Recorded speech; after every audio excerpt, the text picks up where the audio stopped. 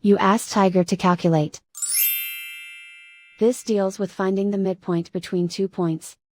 The midpoint between the 2 points is 69.5, 10.5. Let's solve it step by step.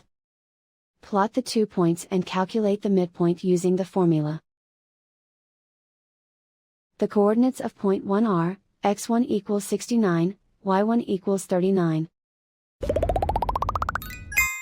The coordinates of point 2 are, x2 equals 70, y2 equals negative 18. PM represents the midpoint of the 2 points.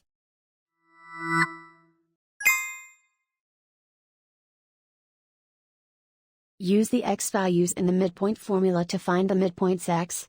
x1 equals 69. x2 equals 70.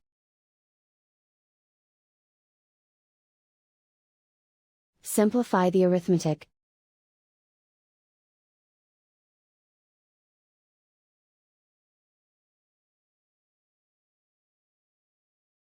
Use the y values in the midpoint formula to find the midpoints y. y1 equals 39. y2 equals negative 18. Simplify the arithmetic.